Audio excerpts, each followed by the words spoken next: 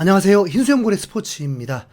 손흥민이 맨시티전을 대비한 강제 휴식을 취하고 있는 상황에서 9라운드 토트넘 대 크리스탈 팰리스가 열리게 되었는데, 토트넘이 최하위권 팀을 상대로 0대1로 충격적인 패배를 당하고 말았습니다.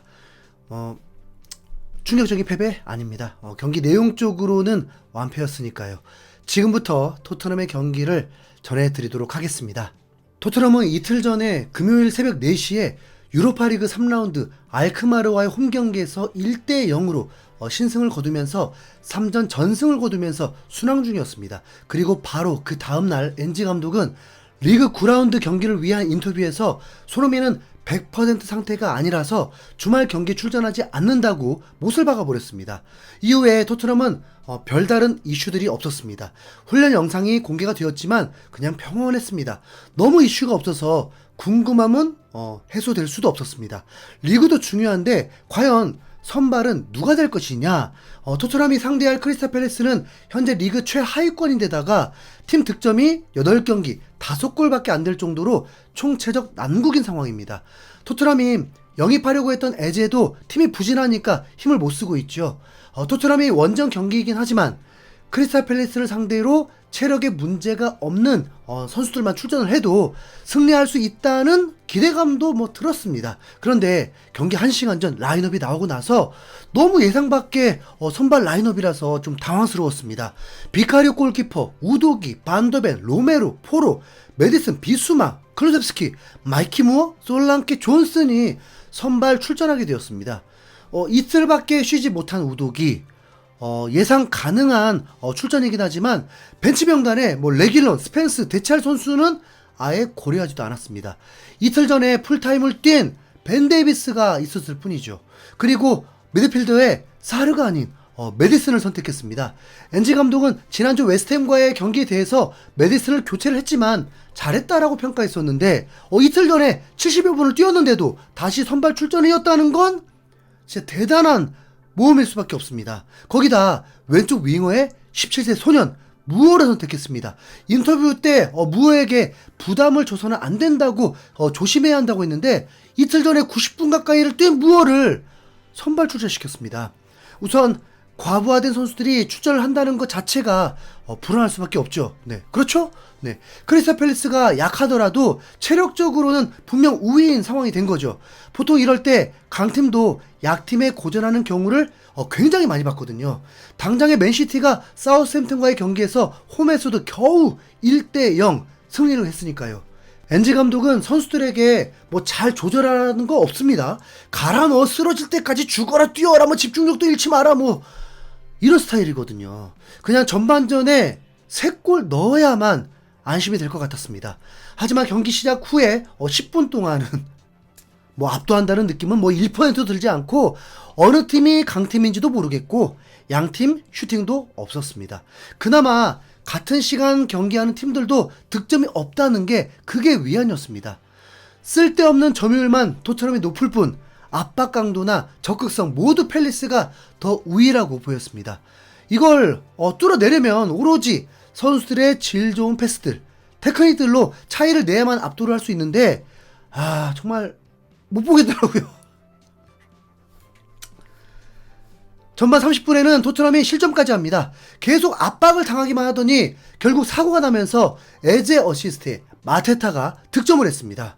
옛날 구장에 카메라 앵글까지 구식이라서 제가 손흥민도 출전하지 않은 이 경기를 왜 보고 있나 진짜 후회가 밀려왔습니다. 진짜. 하지만 또 그래도 소식 듣고 싶어하는 분들도 있으니까 계속 응원해 보겠습니다. 전반전에 팰리스가 강하게 나오면서 메디슨, 클루셉스키 등 선수들이 부상들이 있었고 그 시간들이 길어지면서 추가 시간을 6분을 부여받게 되었습니다. 반더벤 빼고는 팰리스 선수들이 더 빨라 보였습니다. 토트넘은 전반전에 딱 2번의 찬스가 있었는데 모두 골이 되진 못했고 전반전 결국 0대1로 마치게 되었습니다. 3대0이 되어도 불안할 토트넘인데 이 총체적 난국을 어떻게 풀어야 할지 진짜 김 빠지게 하는 패스 미스가 진짜 너무 많았습니다. 과연 후반전에 토트넘은 반전을 만들 수 있을까요? 엔지 감독은 후반전에 변화를 주지 않았습니다. 진짜 환장하겠네 진짜. 뇌를 어디로 쓰고 있는 거냐 진짜. 네, 토트넘이 이렇게 진짜 둔한데 후반 2분에 토트넘은 역습으로 득점 찬스가 있었습니다. 존슨도 박스한 패스 잘 해줬고 침투한 쿨셉도 슈팅까지 시도했지만 선방에 막히고 말았습니다. 오히려 토트넘은 추가 실점까지 했었는데 운 좋은 옵사이드 때문에 골이 취소가 되었습니다. 에제가 각이 좁은 상황에서 슈팅을 했는데 비카리오마저 그걸 막지 못하고 흘려버렸습니다. 토트넘은 계속 밀립니다. 에즈에게 계속 당하고 페널티킥 위험 상황까지 벌어지고 패스를 계속 미스하고 엔지 감독은 전혀 변화를 주지 않고 아마도 맨시티보다 하루 덜 쉬고 카라바오컵을 준비해야 하기 때문에 신경을 쓸 수밖에 없다는 건 이해하지만 어차피 뭐 금요일 경기도 아니고 목요일이기 때문에 큰 문제 없거든요. 에너지가 넘치는 선수들이 필요한데 엔지는 그냥 둡니다. 후반전은 15분 동안 점유율마저 팰리스에게 내주면서 처음 보는 광경이 펼쳐졌습니다. 토트넘 선수들은 에너지도 문제지만 선수들끼리 호흡도 맞지 않았습니다. 진짜 뭔가 한 템포가 더 느려요. 이러면 진짜 최상위 무승부 느낌인데 평점을 한번 소개하자면 팰리스는 한 골밖에 넣지 못했지만 2명 빼고 모두 평점 7점을 넘기고 있었고 토트넘은 로메로, 메디슨 제외하고 모두 6점대의 평점이었습니다. 60분이 지나서야 엔지 감독은 선수를 교체합니다. 한 번에 이제 3명을 교체해요. 히샬리송, 사르, 베르너를 투입시켰고 클루셉스키, 메디슨, 무어를 교체했습니다. 이러면 투톱으로 나가겠다는 건데 클루셉스키, 메디슨 둘 다 빠진 토트넘은 이거 진짜 어떻게 되는 건가요? 오늘 경기 진짜 여러 가지로 진짜 피곤합니다. 네. 지금부터는 그냥 뭐 행운만이 필요할 뿐이었습니다. 이제 에라 모르겠다. 그냥 그 행운이 베르너에게 왔으면 좋겠습니다. 베르너 부활 파이팅. 70분이 되니까 크리스탈 팰리스도 체력이 조금은 떨어져 보였습니다. 이대로면 추가 시간까지 길어야면 25분인데 팰리스가 추가골을 얻지 못한 것이 뭐 고마울 뿐이죠. 참. 이 경기가 손흥민이 있었으면 어땠을까요? 손흥민 대신 출전한 무어와 베르너라면 갭 차이가 진짜 너무 크긴 하잖아요. 무어에게 살짝 기대도 해왔던 게 사실인데 네덜란드 팀 수비 상대할 때와 프리미어리그 팀의 수비를 상대할 때와 많이 다르죠. 이건 엔지 감독이 정말 잘못했습니다. 아무리 젊을수록 뭐 회복도 빠르다고 하지만 어떻게 그 체력으로 삼촌들을 상대합니까? 오도베르가 몸 상태가 완전치 못해서 명단 제외를 했을지 모르지만 그건 어차피 뭐 다른 선수들도 마찬가지인데 토트넘은 계속 쫓기듯이 후반전을 치르면서 절대로 골을 넣을 것 같지 않았습니다.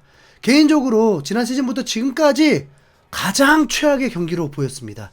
브라이튼전 패배는 뭐 그래도 하프가 안 좋았던 건데 이번 경기는 전후반 모두 안 좋았으니까요.